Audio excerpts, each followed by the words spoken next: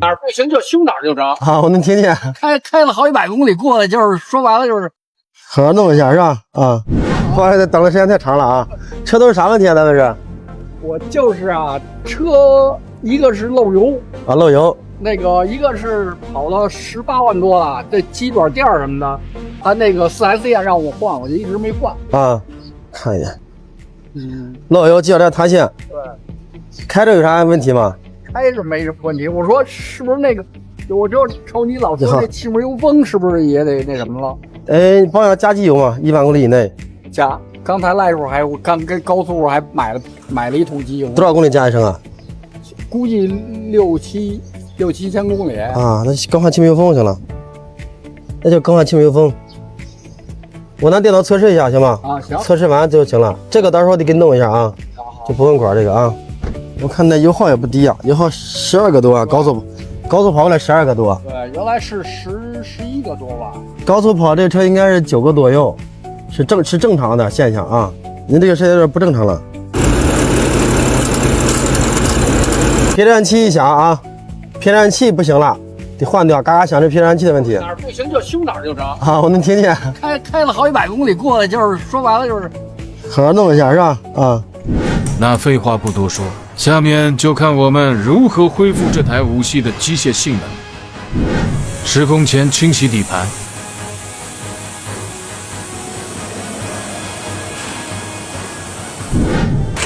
发动机整备，专用工具拆卸，避免损坏发动机配件。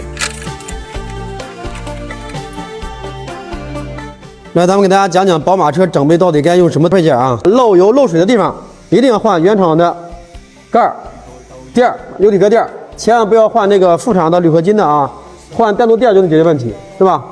包括这些东西啊。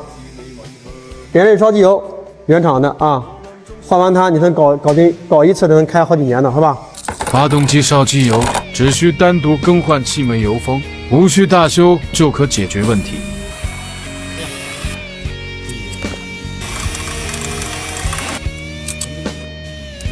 就油封孔径变大，失去刮油作用。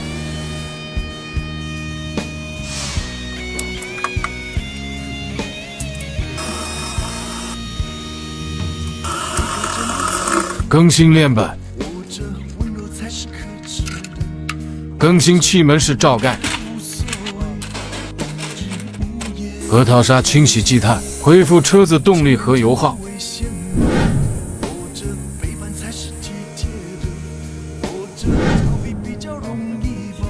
包覆耐高温波纹管，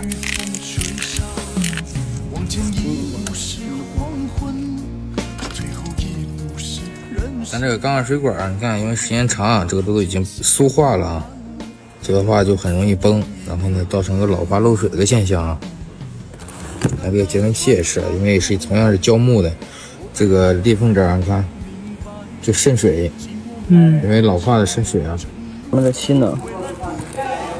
这节温器是新的。更新节温器，更新缸盖水管，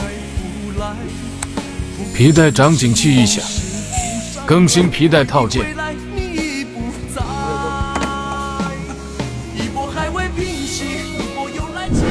底盘整备，落架梁。那有蛋的啊，把它这个一会儿上车的跟新的一模一样，全把它干新的一模一样。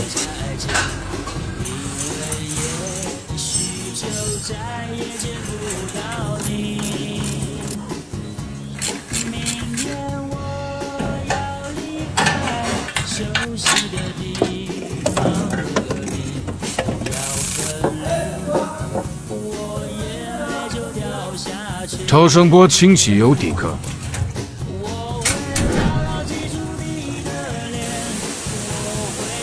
油底壳喷砂翻新，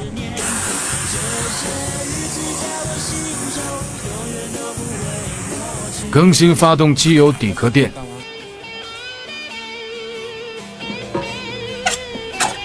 咱上完毕啊，你看咱这个球头啊，因为时间久了，然后这个地方开化都老化开裂了，然后而且这样还旷大。更新上弯臂，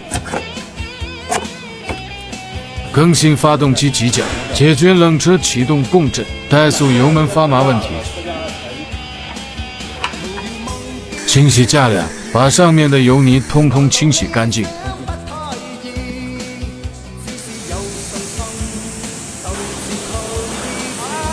回装架梁，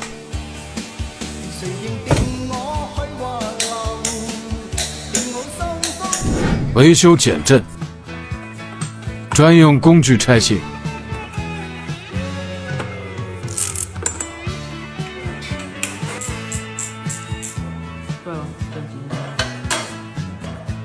减震防尘套老化破损，减震回弹阻尼失效。不往弹了，根本就没有回弹。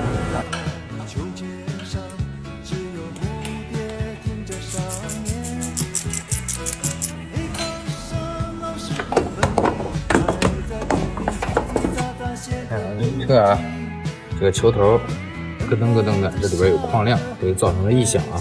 这个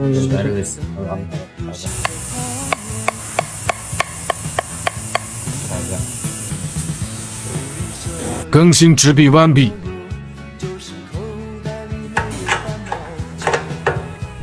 变速箱整备，更新油泵大胶圈，解决由于漏油导致的顿挫问题。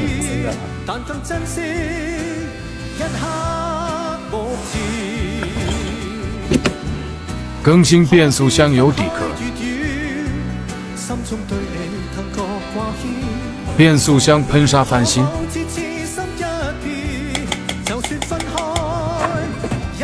准备做应力释放，消除举绳安装带来的扭曲域，让胶套与连杆在真实承重状态下自然归位，避免带应力工作，否则会胶套短命，底盘异响。底盘与变速箱整备完成。准备做亨特道路力，为了准确还原轮胎数据，就必须保证轮胎轮毂干净整洁。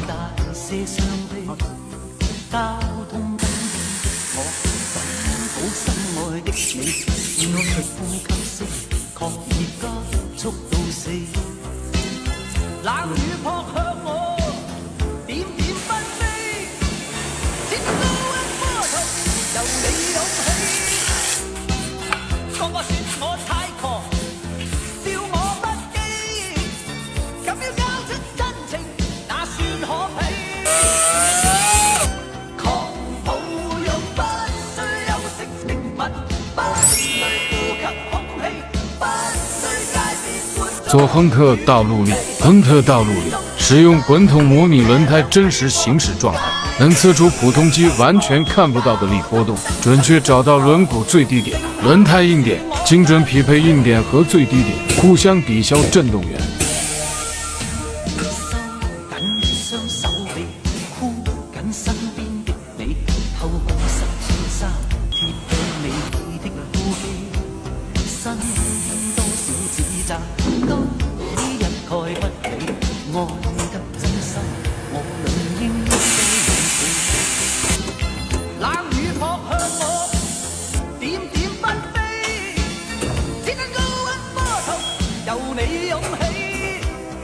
数据处于正常值。每台车整备完后，都需要强迫症杰哥亲自试车验车。哎，里边你看，咱这个大电路啊，包括大电路是不是一点也不响？挺凑吧，是吧？咱一脚油门感觉一下啊，整备完的宝马到底有没有恢复它那个操控感啊？